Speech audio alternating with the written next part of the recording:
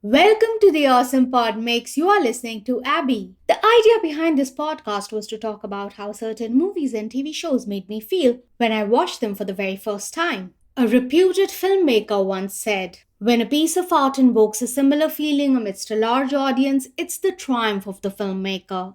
That's the magic of cinema. I love the magic of cinema. Today I'll be talking about Marvel Studios' What If Season 2 Episode 2. To quote Guillermo del Toro, animation is cinema.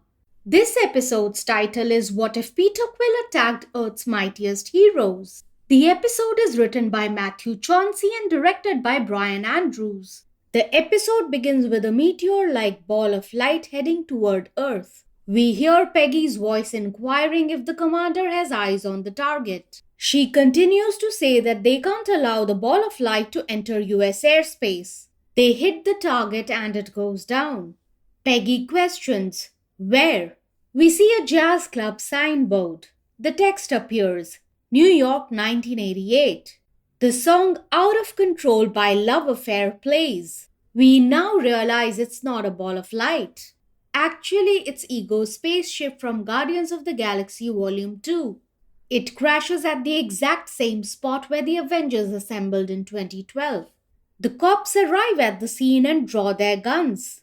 As the door opens, there's a blinding light. Through the light emerges a young Peter Quill with glowing eyes. He's sporting the same clothes from the time he was abducted. Cop says, "What the? Is that a kid?"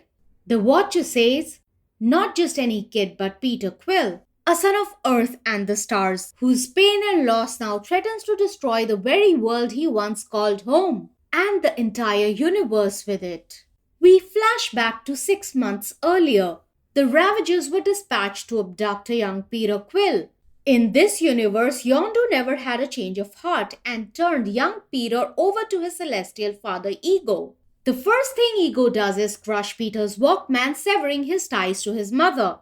He hands over a ball of light and explains his plans of expansion. Back at Earth, Peggy is stationed at S.H.I.E.L.D.'s Western Division headquarters. She explains how young Peter has destroyed dozens of nearby solar systems. Howard Stark says, "And I thought my kid was a pain in the ass." Peggy defends Tony, saying Tony has spunk. Howard doesn't think any one person can stop this kid. Peggy believes not one person alone, but a team. They need to team up with the best the Earth has to offer. Howard asks, "Okay, who's on our roster?" Cut to a close-up of a cereal bowl being placed on the dining table.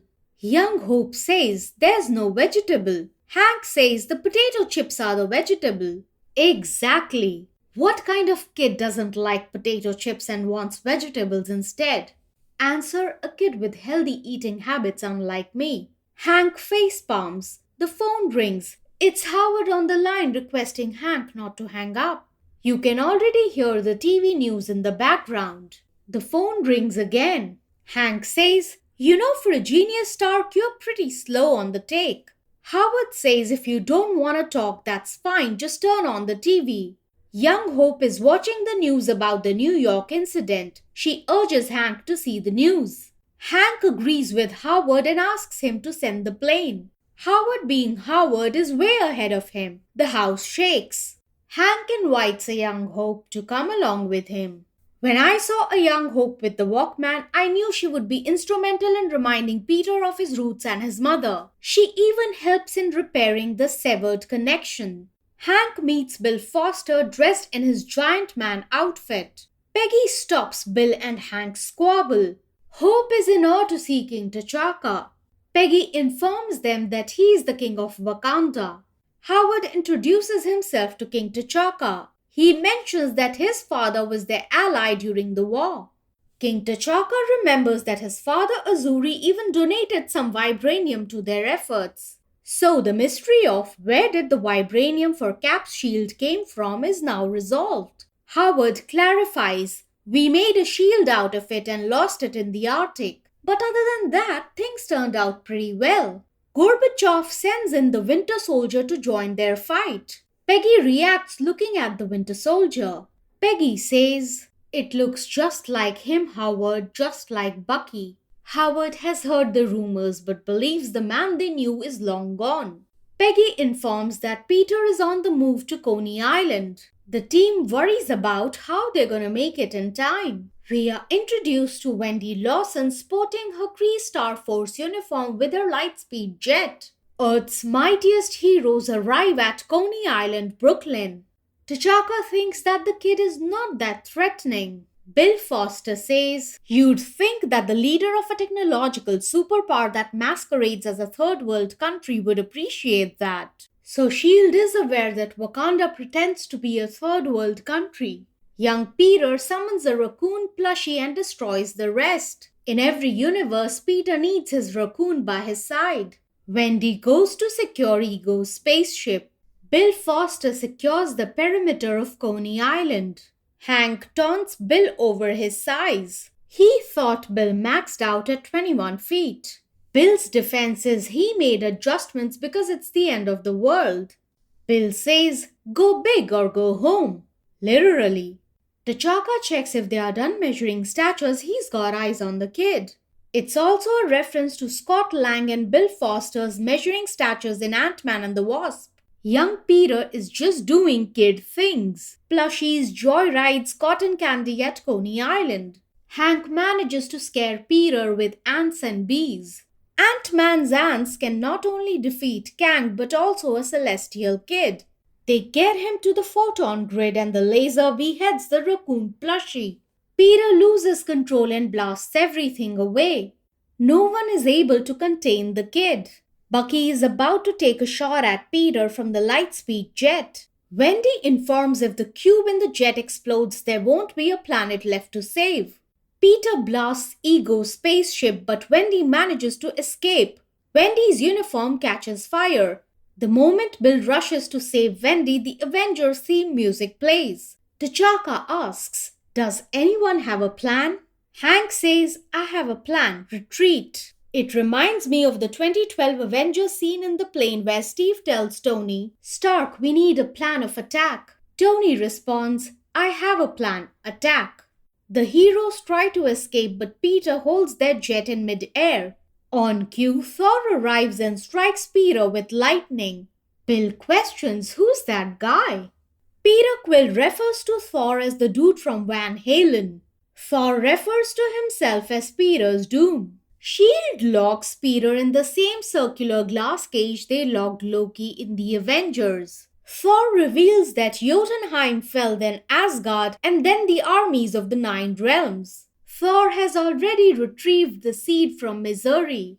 These seedlings are the fuse that need to be lit by the child for Ego's expansion. Howard suggests they shove this thing down the garbage disposal.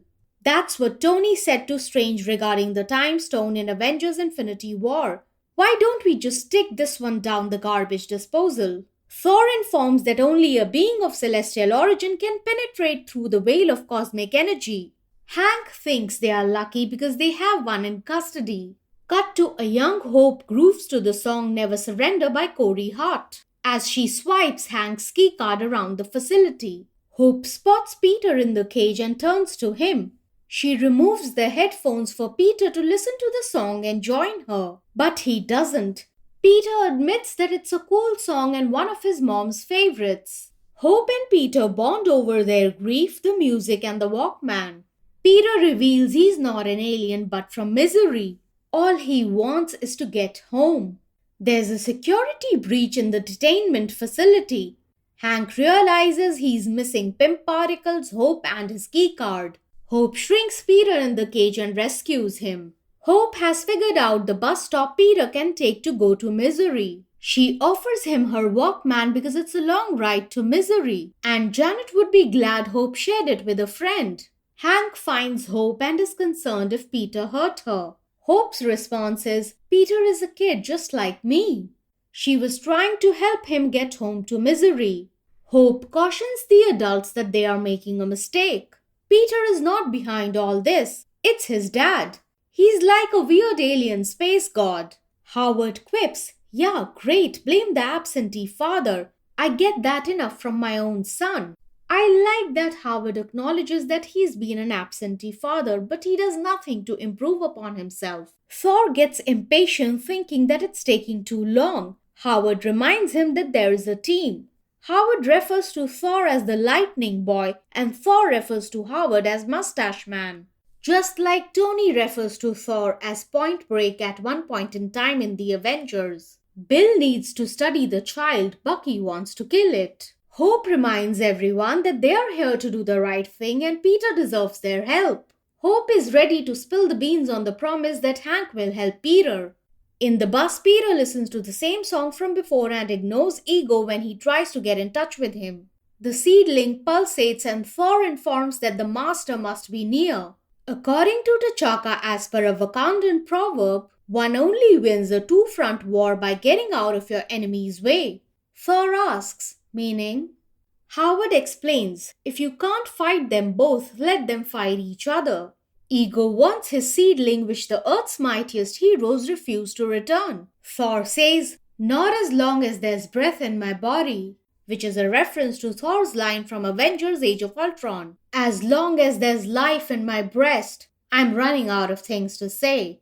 Ego attacks Earth's mightiest heroes. The team can't hold up against Ego and Peggy informs Howard they'll need the seedling. Howard contacts the Winter Soldier but there's no answer. Bucky's aiming to shoot Peter Quill, who's at his mother's grave. Hank explains to Wendy that they need to speak to Peter if they want him to help them. Peter thought if he came home he wouldn't feel so alone. But without his mom, it doesn't even feel like home anymore. Hank expands on the grief that Hope and Hank share of losing Janet. Hank says, the pain, the anger, the loneliness. It cuts to the shot of Thor over the mention of pain as he has lost his family. It cuts to the shot of T'Chaka over the mention of anger because despite being a technologically advanced nation, they have to pretend to be a third world country. It cuts to a shot of Bill over the mention of loneliness. Hank continues, I know you can feel like you are drowning in it, but you don't have to do it alone. So as long as you let people around you pull you out. This line is also reminiscent of Agatha telling Wanda, what happened when he wasn't there to pull you out of the darkness, Wanda? Howard tries to talk Bucky down from shooting Peter by reminding him he has a life and a future which Steve would have wanted for him. Hank invites Peter to come with him and join his family. Peter hugs Hank. It makes Bucky not want to take the shot. Maybe Bucky wants a hug too. Ego retrieves the seedling. At this moment, the heroes are at their lowest point. Right on cue, Wendy arrives with Hank and Peter. Hank jumps off the jet with Peter. Peter manages to grab the seedling. Peter pleads with Ego, saying, this is my home, Dad. This is my mom's home, and I can't just let you destroy it. Ego is only concerned with his expansion plans, and that's the reason he killed Peter's mom. No matter what universe, Peter will always destroy his father Ego once he learns that Ego killed his mom. Ego always knew Peter will be a disappointment because he's half human. Peter says, actually, old man, my mom says I am a Star-Lord. Peter Quill destroys Ego. So Peter is a celestial destroyer. So in our 616 universe, the seedling in misery can be used as a fuse to light Peter Quill's celestial powers. Whoa! Hank is concerned about Peter's well-being. He hugs him. I think this is the first time we are seeing a caring version of adult Hank. Hank has been mostly distant with Hope. I mean, an older version of Hank cares about Cassie. The heroes gather at Hank's house. They enjoy some light beers. Thor likes it and wants another. That's a reference from the first Thor movie where Thor enjoys coffee and other alcoholic beverages. It's a good thing he didn't smash the beer bottle. Wendy introduces Goose the Flurkin to Hope and Peter. Thor wants Ego's planet destroyed as well. Hank reminds him they are a team. Thor wants the team to suit up. Bucky is absconding. Alan Silvestri's Avengers theme music plays. And this is an Avengers Assemble moment of Earth's mightiest heroes in 1988. Someone at Marvel Studios needs to give Matthew Chauncey a chance to write an Avengers film. He's a brilliant writer. He's written such an engaging 30-minute episode. Imagine what he'll do with a 3-hour film. This was a great episode and one of my favorites from this season. I don't think any episode can top this one. You can listen to the awesome pod mix and subscribe to it on Apple Podcasts, Spotify, Amazon Music, Google Podcasts, and Good Pods. If you like what I'm doing, you can support me on Patreon at patreon.com/awesomepodmix. Thanks for listening.